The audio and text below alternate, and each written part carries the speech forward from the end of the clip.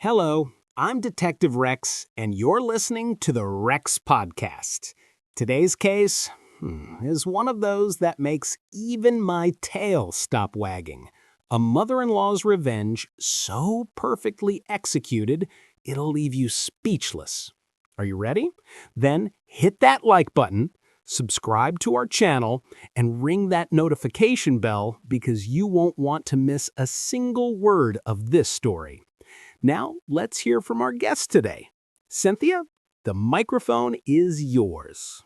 Thank you, Detective Rex. You know, people always say that revenge is a dish best served cold, but what they don't tell you is how sweet it tastes when you've been cooking it for 5 long years. My name is Cynthia, and I'm here to tell you about the day my daughter-in-law Laura learned that you should never bite the hand that feeds you. Because sometimes that hand controls everything you think you own. You want to know what real betrayal feels like? It's when you sacrifice everything for your family, only to be told you're not welcome in your own son's home. It's watching the woman your son married turn him against you, piece by piece, until you become a stranger in the life you helped build. But here's what Laura didn't know about me. I'm not just some pushover mother-in-law who bakes cookies and stays quiet. I'm a woman who built an empire from nothing, and I know exactly how to tear one down. 5 years ago, when my son Brian brought Laura home for the first time, I should have seen the red flags. The way she looked at our family photos like they were obstacles to remove. How she whispered in Brian's ear during family dinners, making him question traditions we'd cherished for decades. But I was so happy to see my boy in love that I ignored every warning bell in my head. That was my first mistake, and it almost cost me everything. The manipulation started slowly. Laura would make comments about how overwhelming our family gatherings were. She'd suggest that Brian needed space to find himself away from my influence. Within months, my weekly calls with my son became monthly, then stopped altogether. The boy who used to call me every Sunday to share his dreams was suddenly too busy, too tired, too different. And Laura? She was always there in the background, smiling that sweet, innocent smile that fooled everyone except me. But you know what really broke my heart? It wasn't losing my son, it was watching him lose himself. Brian had always been ambitious, driven, full of life. Under Laura's influence, he became this hollow version of himself, agreeing to everything she wanted, apologizing for things that weren't his fault. She had him so twisted around her finger that he actually started believing her lies about me. Can you imagine? The woman who raised him, who worked 3 jobs to put him through college, suddenly became the villain in his story. I tried everything to reach him. Gentle conversations, family interventions, even staying silent and hoping he'd see the truth on his own. Nothing worked. Laura had built such a wall between us that every attempt I made to connect with Brian was seen as an attack on their relationship. And you know what the worst part was? I could see in his eyes that he missed me too, but he was too far gone to admit it. If you're feeling this anger right alongside me, hit that like button and subscribe because this story is just getting started. The breaking point came 2 years ago, during what should have been our family's happiest moment. Brian and Laura were expecting their first child, my first grandchild. I was over the moon, already planning how I'd spoil that little one, how I'd be the grandmother who taught them to bake my famous chocolate chip cookies and told them stories about their daddy when he was little. I went out and bought enough baby clothes to stock a store, painted a nursery in my house so they'd always have a place to stay, and dreamed of holding my grandchild for the first time. But Laura had other plans. When I asked about being in the delivery room, she laughed. Actually laughed. Cynthia, she said, with that condescending tone she'd perfected, this is about our nuclear family now. Maybe you could visit after we're settled at home. Visit? Like I was some distant relative instead of the baby's grandmother? I bit my tongue thinking maybe she was just emotional because of the pregnancy. I'd give her the space she needed and prove myself through my actions. When little Emma was born, I waited 3 days before calling. 3 days of staring at my phone, desperate for news about my grandchild. When Brian finally answered, he sounded exhausted and distant. "Mom, this isn't a good time," he said. "Laura's still recovering, and we need to bond as a family first. Maybe in a few weeks." A few weeks turned into a month. A month turned into 3. And when I finally got to meet my granddaughter, it was for exactly 30 minutes, with Laura hovering over me like I was going to kidnap the child. The rules started immediately. I could only visit when Laura was present. I couldn't take photos without her permission. I wasn't allowed to give Emma gifts without running them by her first. Even my own son started parroting these ridiculous restrictions like they were completely normal. "Mom, Laura just wants what's best for Emma," he'd say, not seeing how his wife was systematically erasing me from my granddaughter's life. "Do you see how calculated this was? She wasn't just stealing my son, she was ensuring I'd never have a relationship with my grandchild." But the real slap in the face came last Christmas. I'd been planning our traditional Christmas Eve dinner for months. It had been our family tradition for over 30 years. The same recipes my mother taught me, the same decorations Brian loved as a child, the same warmth and love that had defined our family for generations. I'd invited them weeks in advance, bought Emma's first real Christmas present, and spent days cooking all of Brian's favorite dishes. 3 days before Christmas, Laura called me, not Brian, Laura. "Cynthia," she said, her voice dripping with fake sweetness, "we've decided to start our own Christmas traditions. Just the three of us. You understand, right? We need to establish our own family identity." My own family identity? I'd been building family identity before she was even born.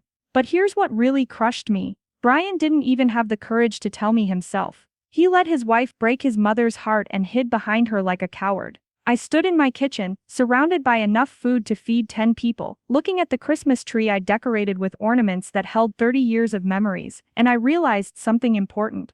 I wasn't just being excluded from Christmas, I was being erased from their lives, and they wanted me to smile and accept it gracefully. Well, I'd been graceful for 5 years, and where had it gotten me? It was time to remind them exactly who they were dealing with. Hit that like button if you can feel my pain, and subscribe because what comes next will shock you.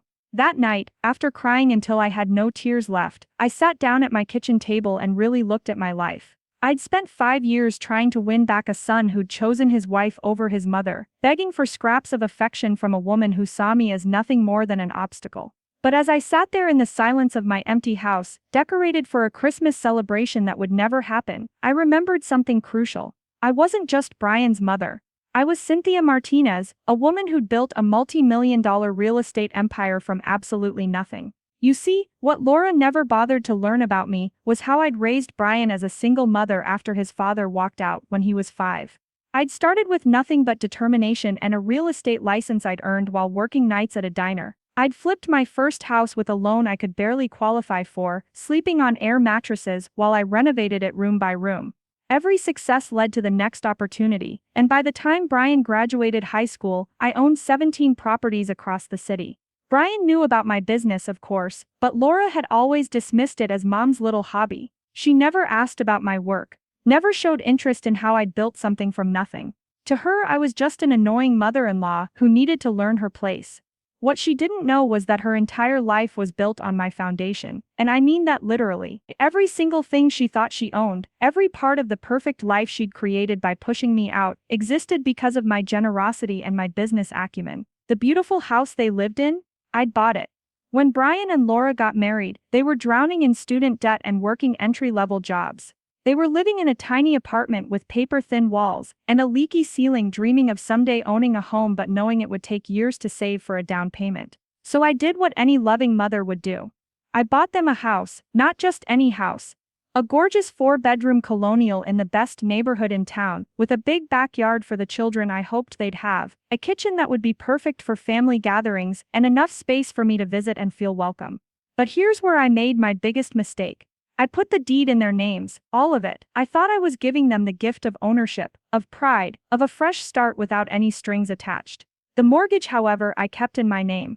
It seemed logical at the time. I had the better credit, the steady income, the business relationships with the bank. I would pay the mortgage, they would own the home, and we'd be a family united by love and mutual respect. God, I was so naive. For 3 years I made every single payment on that mortgage. $2,400 a month, every month, like clockwork.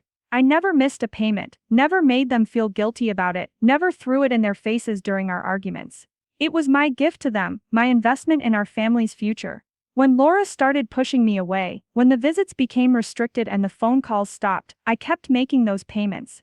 Even when they excluded me from Emma's birth, I kept paying. Even when they told me I couldn't babysit my own granddaughter, I kept paying. I thought love meant sacrifice, and sacrifice meant silence. But that Christmas phone call changed everything.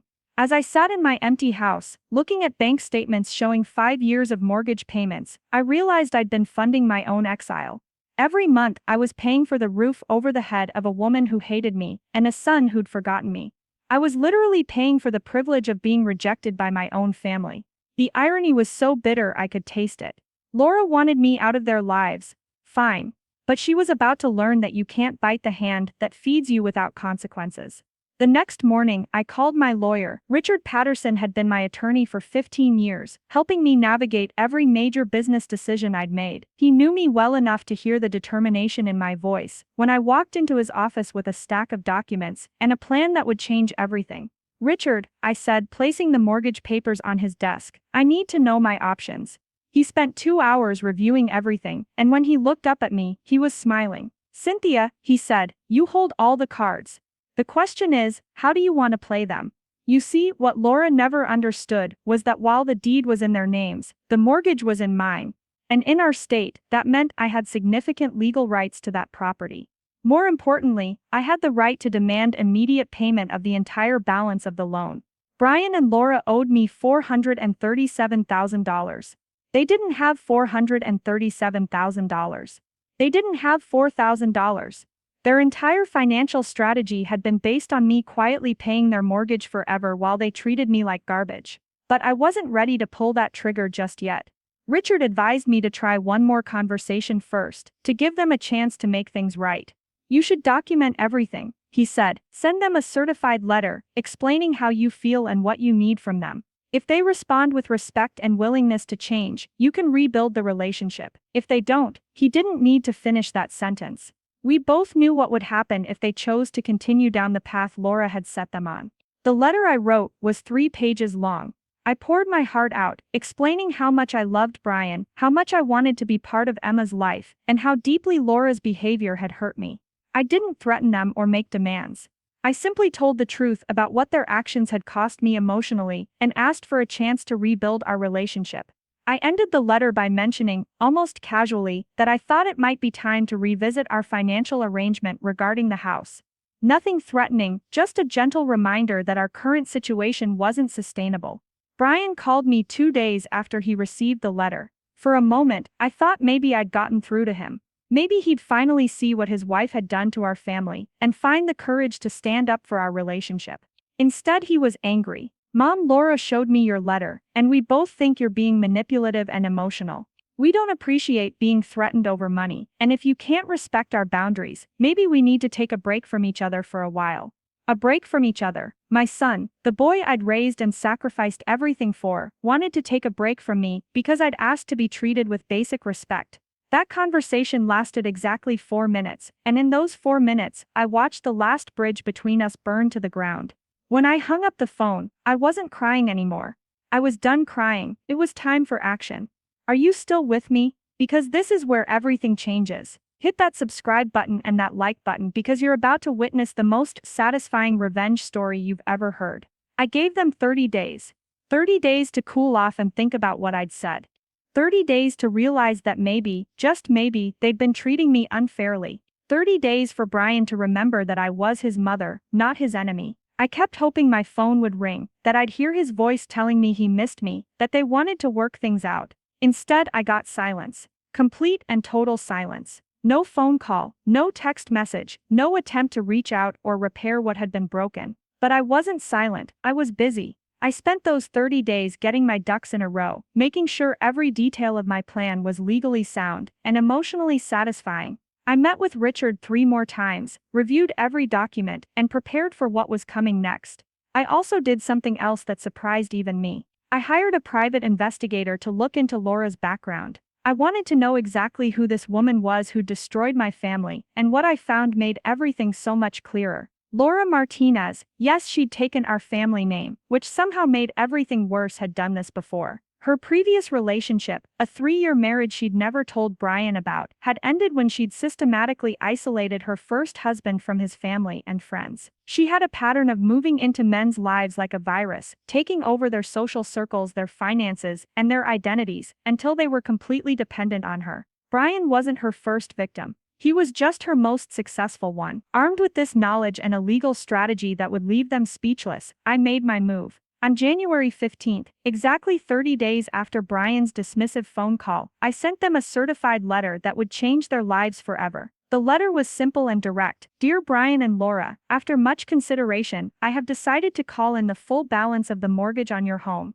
The total amount due is $437,823.42. Payment is due within 30 days. Failure to pay will result in foreclosure proceedings. This decision is final and non-negotiable. Sincerely, Cynthia Martinez. You should have seen how fast that phone rang. Brian called me within 2 hours of receiving that letter, and for the first time in years, I heard panic in his voice. Mom, you can't be serious. You know we don't have that kind of money. Please, can we talk about this? Oh, now he wanted to talk. Now he was ready to have a conversation. I let him sweat for a moment before I responded. Brian, honey, I'm absolutely serious. You wanted independence from me, remember? You wanted to take a break from our relationship? Well, this is what independence looks like. Laura got on the phone next, and the mask finally slipped. Gone was the sweet, innocent daughter-in-law who just wanted what was best for her family. In its place was a woman filled with rage and entitlement, who couldn't believe someone was finally standing up to her. You bitter old woman, she screamed, you're trying to destroy your son's family because you can't accept that he chose me over you. I listened to her tantrum with the calmest smile on my face. Laura, I said when she finally stopped screaming, I'm not destroying anything, I'm simply collecting what's owed to me. The next few weeks were chaos at their house. Brian called me every day, sometimes multiple times, begging me to reconsider. He offered to pay me back over time, to set up a payment plan, to sell everything they owned and give me the money. But what he didn't offer was what I actually wanted. He didn't apologize for the years of disrespect. He didn't acknowledge how Laura had poisoned our relationship. He didn't promise that things would change between us. He just wanted the problem to go away so they could continue living their lives without me in them. Laura, meanwhile, was working overtime to find a solution that didn't involve treating me with respect. She called her parents, begging them to co-sign a loan. She applied for every credit card and personal loan she could find. She even reached out to Brian's father, the man who'd abandoned us 20 years earlier, hoping he'd swoop in and save them from the consequences of their actions. But nobody had $400,000 to throw at their problem, and nobody was willing to mortgage their own future to fix the mess Laura had created. The real turning point came when Laura made the mistake of trying to turn my granddaughter against me. She actually brought little Emma to my house, held her up to my front door, and started telling this innocent child that grandma was mean, that grandma was trying to hurt their family, that grandma didn't love them anymore. I watched through my security camera as she used my precious granddaughter as a pawn in her desperate game, and that's when I knew I was doing the right thing. This woman had no boundaries, no shame, and no limit to how low she'd sink to get her way. I opened the door and looked Laura straight in the eyes. If you ever use my granddaughter against me again, I said quietly, I will make sure she knows the truth about who destroyed this family. And trust me, Laura, the truth isn't pretty for you. She backed away from my door, clutching Emma like I was going to snatch the child away from her, but she got the message. Some lines you don't cross, even in war. Leave the children out of it. Remember to hit that subscribe button because we're approaching the moment you've all been waiting for. Day 28 came and went with no payment and no real solution in sight. Brian's desperation had reached a fever pitch, but he still couldn't bring himself to address the real issue. He kept treating this like it was about money, like I was some heartless landlord trying to squeeze rent out of poor tenants. He couldn't see, or wouldn't see, that this was about respect, family, and the fact that his wife had spent 5 years systematically destroying the most important relationship in his life. On day 29, something beautiful happened. Brian showed up at my door alone. No Laura, no scripted speech, just my son looking broken and tired and desperate.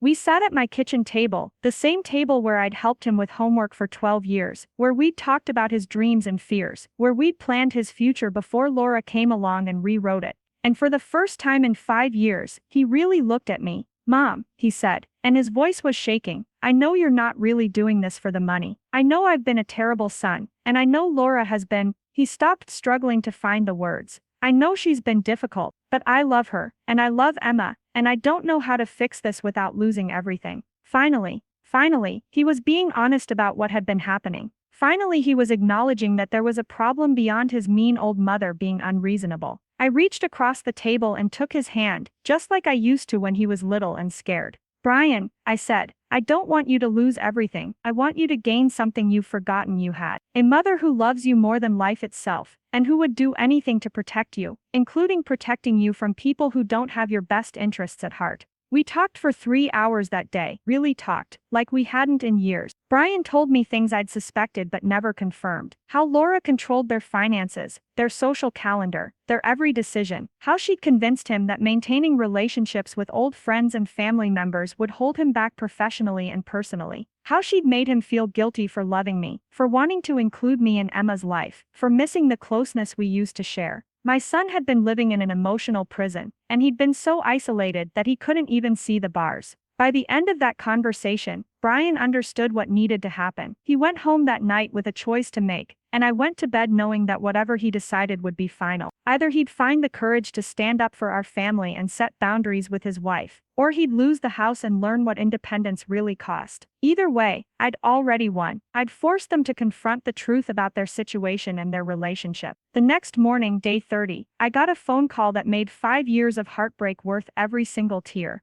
Brian called me at 7 a.m., and I could hear Laura screaming in the background. "Mom," he said, "I told her we're moving out. I told her we're going to rent a small apartment while we figure things out, and that she needs to apologize to you and commit to rebuilding our relationship, or I'm done." Laura was having a complete meltdown, threatening divorce, threatening to take Emma and disappear, threatening everything she could think of to maintain control over my son. But Brian had finally found his backbone. "I'm not choosing between my wife and my mother anymore," he told her while I listened on the phone. "I'm choosing my family, all of my family, and if you can't accept that, then maybe we don't belong together." The woman who'd spent 5 years manipulating my son had finally met her match, and it was the man she'd tried so hard to control. That afternoon, they moved out of the house. I drove by to watch them load their belongings into a rented truck, and I have to admit, I felt a moment of sadness seeing my son's life reduced to boxes and garbage bags. But then I remembered Emma's room that I'd painted 2 years ago and never got to use, and I thought about all the Christmas mornings that had been stolen from me, and I knew this was necessary. Sometimes you have to lose everything to realize what actually matters. Laura fought the new arrangement for exactly 2 weeks before she realized Brian was serious. She tried every manipulation tactic in her playbook, but my son had finally seen her for what she really was. When she realized she couldn't control him anymore, she did what manipulative people always do when they lose power. She left, filed for divorce, demanded custody of Emma, and tried to take as much money as she could on her way out the door.